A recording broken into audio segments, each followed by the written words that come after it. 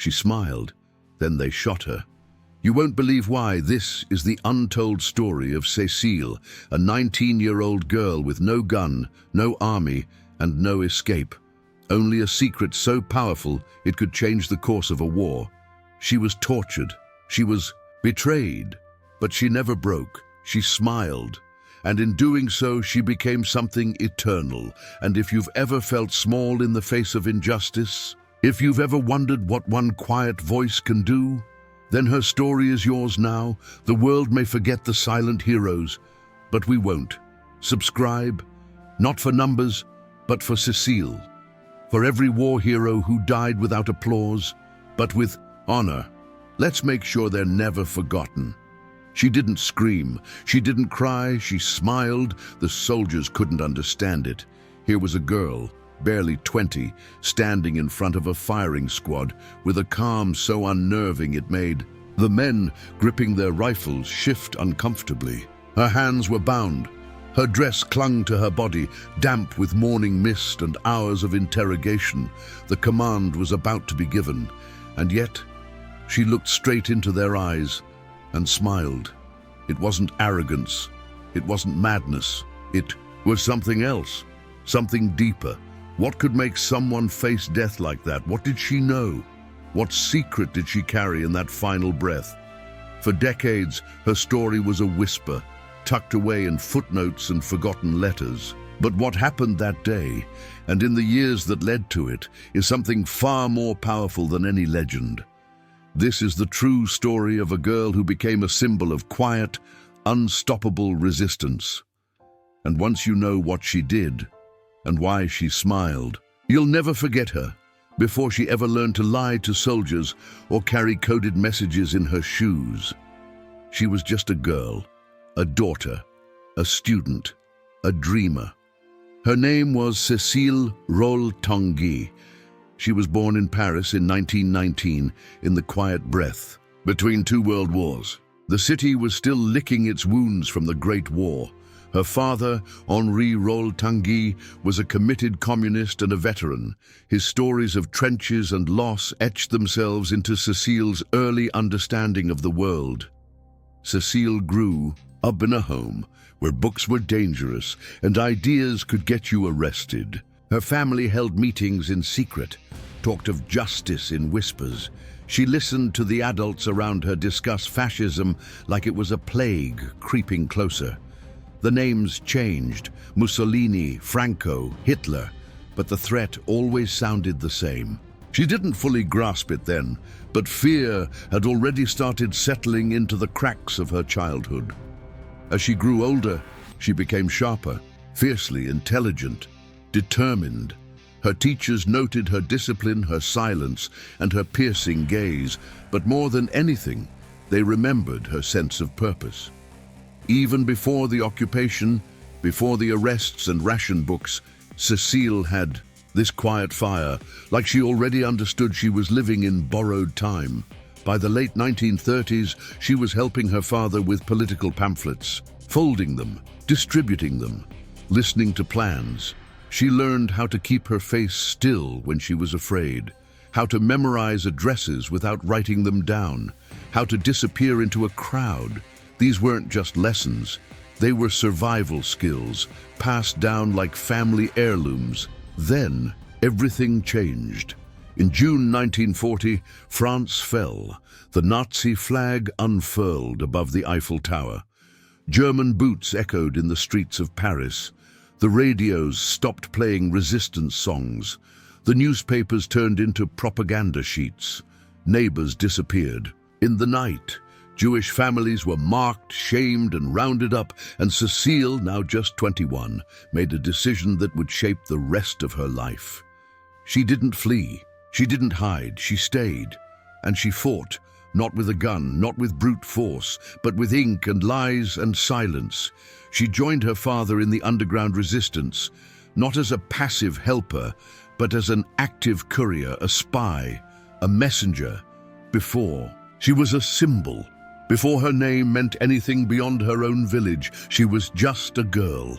Her name was Cécile, Cécile Douar, Born in 1923 in the gentle countryside near Lyon, France, she grew up chasing bees and reading poetry in the shade of chestnut trees. Her father was a quiet man, a railway worker with hands toughened by years of labor. Her mother ran the home, humming old folk songs while kneading bread. It was a simple life, not rich, not poor, just enough. Cécile loved stories. At night, she would beg her grandmother to tell them tales of the Great War, of courage and heartbreak, of a France that once bled and survived. Those stories wrapped around her young heart and made it beat a little differently. There was something in her even then that listened more deeply, that looked further. She didn't just hear stories, she felt them. When the war started in 1939, she was 16. The Germans came quickly. France fell like a stone into cold water, and everything familiar turned strange. Soldiers in grey flooded the streets. The flags changed. The language of fear replaced the language of law. Lyon, once a city of silk and music, became a place of shadows and whispers. People disappeared in the night. Teachers stopped asking questions. Radios were turned low. No one trusted the walls anymore. Even silence felt like betrayal. At school, Cécile saw the changes first in the eyes of her classmates. The Jewish girl who sat beside her didn't come back after Christmas. The boy who sold newspapers was beaten in the street for shouting a headline the Germans didn't like. She watched her world shrink, tighten, and turn on itself. But even as fear grew, something else stirred in her. Fury. Not loud, not reckless, cold, silent, sharp. The kind that doesn't scream, it acts. She was 17 when she wrote her first resistance pamphlet. By candlelight in the cellar below her uncle's bookshop, she copied by hand a quote from Victor Hugo. "Even the darkest night will end, and the sun will rise." She added her own words, "We are not defeated, we are waiting." She left copies in school books, tucked them into coat pockets, slipped them under doors. No one knew it was her. Not yet. But Cécile had begun to change. The girl who once memorized poetry now memorized street patrol schedules. The girl who danced barefoot through wheat fields now carried coded messages in the soles of her shoes. She still smiled, still laughed, still braided her hair. But behind her eyes, a quiet fire had taken root. When her parents asked where she went on those long walks after curfew, she lied. When the local priest asked about the bruises on her hands, she said she'd fallen. And when a German officer came into the shop one afternoon and stood not 5 feet from her, she smiled politely, while a map of rail lines and sabotage targets lay hidden under the register. What changed her wasn't just what she saw. It was who she lost. Her older brother, Jean, was taken by the Gestapo in 1941. He had been part of a student group printing anti-Nazi leaflets. Someone betrayed them. They found his body weeks later in a ditch outside the city. Hands broken, face unrecognizable, but his mouth still sealed. Cécile buried him with her own hands. No priest, no ceremony, just the earth and a vow. She would fight, however she could. She would lie, cheat, steal, risk everything, but she would never scream. She would never beg. And when the time came, she would die like Jean, with silence, not surrender. By 18, she was known, at least to those who needed to know, as Lise. A flower, a symbol of France, a girl with a soft voice and steel in her spine. She still lived at home, still went to Mass on Sundays, still helped her mother fold laundry. But when the church bells rang and the windows rattled with the sound of bombers overhead, Cécile was already gone, on her bicycle, with forged documents and orders hidden beneath fresh bread or stitched into the lining of her coat. She wasn't trying to be a hero. She was just trying to keep her country alive, one whisper, one message, one defiance at a time, and every time she passed a German soldier on the road and they didn't stop her. Every time they smiled back, unaware, She knew she was winning, one small, quiet victory at a time. But victories in war are rarely free, and fate had already chosen her final test. The day she truly stepped into the fire didn't come with fanfare or music, no flags, no speeches, no promises of glory. It came with a question whispered in the back room of a bakery. She was 19. The man who asked her name that day wasn't dressed like a soldier. He wore an apron, white with flour, and spoke like someone who'd known too much too young. His name was Armand. His eyes never rested, and when he looked at Cécile, he didn't see a girl. He saw a possible ally. "We need someone who can pass unnoticed," he said, glancing over his shoulder. "Someone smart, brave, invisible." Cécile didn't flinch. She nodded. That was the moment. That was when she said yes, not just to the mission, not just to resistance. She said yes to danger itself. What followed was a world built on shadows. She became a courier for the Maquis, the rural arm of the French resistance. Her missions weren't the kind people wrote songs about. She didn't carry guns. She carried words, numbers, names, information more dangerous than any weapon. Her job was to move across occupied zones, sometimes by train, sometimes by bike, delivering messages that could mean life or death. She learned to smile at German officers without trembling. She learned which station masters could be trusted. She learned to speak in layers, what she said, what she meant, what she needed the other person to understand without saying it. Every trip was a game of survival. One missed signal, one wrong name, one curious glance, and it was over. But she didn't stop. In fact, the more dangerous it became, the calmer she grew. She learned to hide adrenaline behind elegance, to turn fear into fuel. She cut her hair shorter, dressed like a secretary, carried books she didn't read just to blend in. One of her most daring missions came in early 1944. A British agent, code, name Alaric, had been shot in the leg during a failed drop near Dijon. He was bleeding out in a barn, barely conscious, and the Germans were sweeping the area. Cécile was the only one who knew the route well enough to get him out unnoticed. She rode 20 kilometers on a borrowed bicycle, crossed a German checkpoint by pretending to be a lost student, and found the man just before dusk. She patched him up, hid him in a cart of turnips, and walked beside it for hours, humming softly as they passed a patrol. He survived, and so did she. But she knew they were running out of time. The Gestapo was getting smarter, more brutal, more desperate, and they were looking for a girl, small, dark-haired, always alone. Her name was circulating in coded reports. Lys was no longer a rumor. She was a threat. One night, she returned home to find her father sitting at the table, pale and trembling. He didn't look up when she entered. "They came this morning," he said. "The Germans had searched the house, taken her books, her letters, her photograph." They hadn't waited long. The message arrived the next day, a final mission, no backup, high risk. A meeting with an embedded officer who had the location of a planned German ambush on Allied troops. If they could get that information to London in time, hundreds of lives could be saved. Cécile didn't hesitate, not even for a second. She told her mother she was going to visit a cousin, kissed her father on the cheek, and left with a scarf over her hair and a hidden note pressed against her ribs. That decision would change everything, because she never came home. What she didn't know, what none of them knew, was that the man waiting for her at the safe house had already been captured, tortured, broken. He talked. The Gestapo knew she was coming, and they were waiting. The street was too quiet. Cécile should have known. She always noticed things others missed, a shutter half closed, a door left ajar, the way birds went silent before danger. But that morning in June 1944, she was tired. She hadn't slept in 2 nights.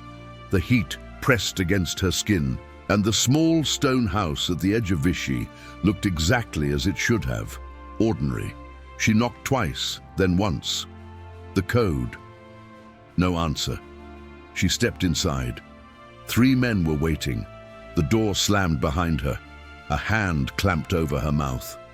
Oh, voice in German hissed, "Don't scream." But she didn't need the warning. She didn't scream. She didn't struggle. She stared at the man holding her down with a look so cold, so calm, that he hesitated. Then came the search. They found the paper almost immediately, folded and sewn into the hem of her skirt, written in lemon juice that would only appear when heated. Coordinates, names, the site of a planned ambush along a crucial railway line that the Allies were scheduled to cross in less than 72 hours. They pulled her hands behind her back, tight, too tight. Then came the blindfold, then darkness. She woke in a concrete cell with a wet floor and the smell of mildew. Time dissolved in that place. No windows, no clock, just the scrape of boots, the drip of water, the voice of the man they called Franz. He wasn't like the soldiers on the street. He didn't yell, he didn't threaten. He sat in a chair, crossed his legs, and asked questions like he was discussing literature. Who gave you the message? What do the codes mean? How long have you been working with the British? She didn't answer. He smiled, and the pain began. They didn't hit her at first. They isolated her. No food, no sleep, just light, too bright, cold, too sharp. Then, when the silence didn't break her, they tried to. Cécile had always believed that courage was quiet, that bravery wasn't in defiance or shouting, but in not giving them what they wanted. That became her one purpose in that place. Every time they beat her, every time the whip came down, every time her body screamed, she thought of Jean. She thought of her mother's hands kneading dough, of the old woman who braided garlic in the market, of the children who still played beneath Nazi flags, unaware that someone was dying to protect their future. She never spoke. Not a name, not a place, not a single betrayal. Once, Franz leaned in, close, and whispered, "You will die, girl. For what? For a country that will forget you?" She looked him in the eye. "For them," she whispered. "And you'll remember me longer than they will." He slapped her so hard, the chair cracked. Word of her capture spread quickly through the underground. "Liz is down," they whispered. "The girl with the bicycle." Some said she'd be executed. Others feared worse, that she'd talk. But those who knew her best, who had watched her ride through storms and checkpoints with a song in her throat, knew better. Cécile didn't talk. Not when they hung her by her wrists, not when they burned the soles of her feet, not even when they brought in the boy, barely 16, who had worked as her runner for a time. They beat him in front of her, begged her to tell them his name, say it wasn't him. She only stared, silent, still. Franz lost patience. They dragged her from the cell one final time. Dawn had just begun to bleed across the sky. "This is your last chance," he said. She stood there, barefoot, broken, bloodied, and then she smiled. That smile. It wasn't forced. It wasn't even for them. It was for herself, because she had done it. The note had been duplicated before her capture. A second courier had taken the message to a different contact. The ambush was averted. The Allies would pass through safely. The resistance had confirmed it. Cécile knew it. She had won. So when they tied her hands and marched her to the yard, when the soldiers lined up, when the rifles were raised, she smiled. She didn't pray. She didn't plead. She smiled like someone who had already lived the moment that mattered. And the secret she carried, her silence, remained untouched, unbroken, undefeated. The shots rang out, and the girl named Cécile fell to the earth. Victorious, after the execution, the soldiers left her body where it fell, sprawled in the mud behind the barracks, half in shadow, half in morning light. They didn't speak. Some wouldn't look at her. One lit a cigarette with hands that shook. No one laughed. No one cheered, because something about the way she died had made them uneasy, like maybe they hadn't silenced her at all. But before the firing squad, before the final walk to the yard, there was the breaking point, the long, brutal stretch where most would have given in. That's where Cécile became something more than just brave. That's where she became legend. It began the night they took her to the black room. Unlike the cells, there was no dripping pipe, no echo of rats, just a chair, a table, and the thick weight of silence. The kind of silence that hums in your ears like it's alive. Two men entered first, then Franz. He wore cologne that stung her nose. Sat down across from her like it was a job interview. He placed a photograph on the table. Her father, then another, her mother, outside their house, hanging laundry. "We know who you are," he said softly. Cécile Douard, born 1923, one brother, deceased. "You've been working with British operatives. You're not a courier, you're a conduit." She said nothing. He slid a sheet of paper toward her. "This is the list of names we believe you've worked with. One of them is already dead, the rest maybe not yet." Still nothing. Then came the part they'd rehearsed, the switch from cold menace to warm persuasion. Franz leaned forward. "We don't want to hurt you. You're just a girl. We can protect your parents. We can make this easier. Say one name. One contact, you can go home." That's when she spoke. Just 3 words. "I already am." He stared at her. "What do you mean?" "I'm already home," she said. "You're just the last wall I have to walk through." For a moment, Franz didn't know what to do. That wasn't the answer in the script. That's when they started hurting her. It wasn't rage. It was method. Her fingernails were pulled, her ribs were kicked in, her wrists were cut open and stitched without anesthesia just to be reopened again. She was denied water for 3 days, then forced to drink until she vomited, then denied. Again she passed out, woke up, passed out again, each time weaker, each time more translucent, and yet still nothing. No codes, no contacts, no cries for help. At one point they left her alone in the cell for 2 days, hoping isolation would break her spirit. When Franz returned, she was humming an old French lullaby to herself. Not loudly, just enough to fill the air with something. Other than fear, that's when he lost it. He slammed her against the wall, screamed in her face, demanded answers, demanded pain. But all she said, so faint he had to lean in to hear it, was, "You can't hurt someone who's already free." And it was true, because in her mind she wasn't in that cell. She was back on her bicycle riding through wheat fields. She was swimming in the river with June. She was in her mother's kitchen, the smell of rising bread and wood smoke curling in the air. They could break her body, but not her memory, not her purpose. Her silence wasn't just defiance. It was armor, a resistance all its own. Later, after the war, survivors of that prison would speak of the girl who wouldn't break. Some had seen her only once, limping back from an interrogation, face swollen, arms bound. But what struck them wasn't her condition. It was her eyes, still sharp, still clear, still dangerous.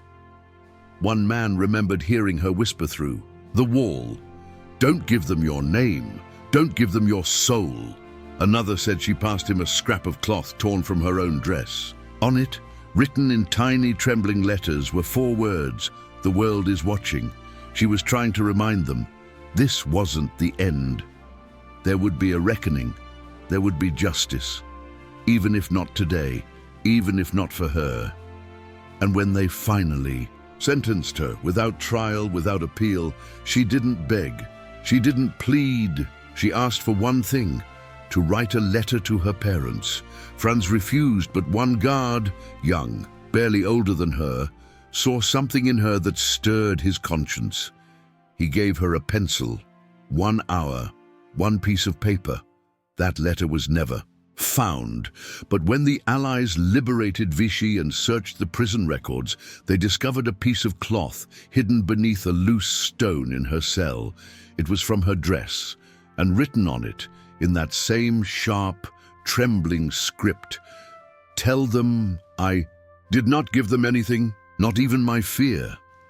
The yard was damp with dew when they brought her out. It was early, just after dawn. The sky was the color of ash, and the birds hadn't started singing yet. Everything was still, as if the world itself was holding its breath. 2 guards walked on either side of her, their steps stiff, eyes fixed straight ahead. They didn't touch her roughly. In fact, they avoided her gaze. No one spoke. No one needed to. Everyone knew what this was. Cécile Douar was being marched to her execution. She walked without help, head high, shoulders square, despite the bruises that bloomed like violets across her arms. The dress she wore was torn at the hem, stained at the sleeves, but she had tried to smooth it with her hands before stepping outside. She wanted to look decent, dignified, not for them. For herself, at the far end of the courtyard, 5 soldiers waited, young, nervous. None of them had ever shot a girl before. Some looked at the ground. One mouthed a prayer. Franz stood apart, hands clasped behind his back, watching. Cécile stopped. When they told her to, a wooden post stood a few meters ahead. She looked at it, then at the soldiers, and gave a small, almost amused shake of her head. "No," she said, "I'll stand here." The guards exchanged uncertain glances. "She has to be tied," one said, unsure. Franz waved them off. "Let her stand." They offered her a blindfold. She refused, and then, just as the commander raised his hand to begin the count, she did something none of them expected. She smiled. Not a smirk, not defiance, a real smile, calm, radiant, like someone greeting an old friend. For a second, the men lowered their rifles. That smile rattled them more than any scream could have. It didn't make sense. How could someone about to die look at peace? Like she knew something they didn't, like she had already won, and in a way, she had.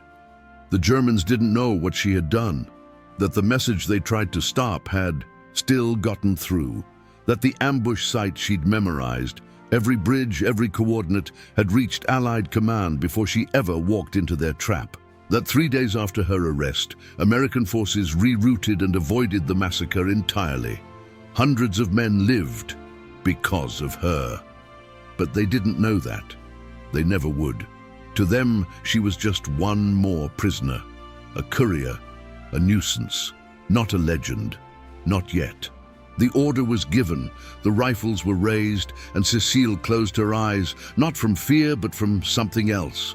Maybe she was picturing her family, maybe Jean, maybe the river where they used to swim in summer. Maybe she was remembering how it felt to ride down a hillside on her bicycle with the wind at her face and no one chasing her. Then, gunfire. The shots echoed against the walls. She fell instantly, gracefully, as if the earth had been waiting to catch her. The yard went silent. For a moment, no one moved. Then Franz turned and walked away, not victorious, not satisfied, just quieter than before. The guards left her there, assuming no one would care, but someone did. The young soldier who had slipped her the pencil, he was there. He returned that night, risked everything, dug a shallow grave behind the barracks and buried her with his own hands. He placed a wildflower from the edge of the road above her chest. No name, no marker, but he remembered where. Years later, he would return. After the war, after the trials, he would lead others to that spot and say, "Here, she's here." The girl who smiled. They killed her body, but they couldn't kill her silence. They couldn't kill what she believed. They couldn't kill the seed she planted that day, because legends don't bleed out. They echo.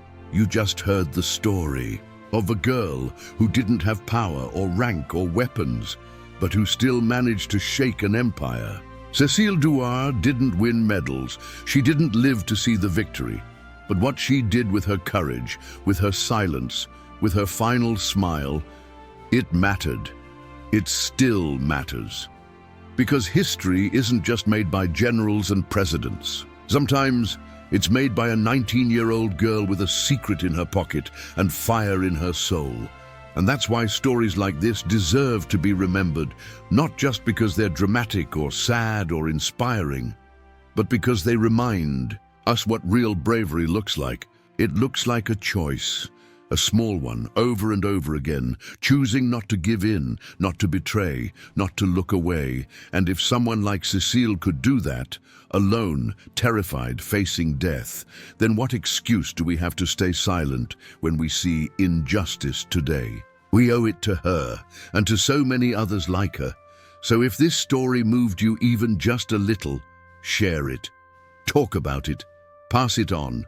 Let her name live a little longer through you, because the world forgets fast, but we don't have to. Drop a comment below to let us know what this story meant to you. And if you believe stories like this deserve to be told, subscribe, stay with us. We'll keep bringing them to light. For the ones who never got to grow old. For the girl who faced a firing squad with a smile. Merci, Cécile, we remember.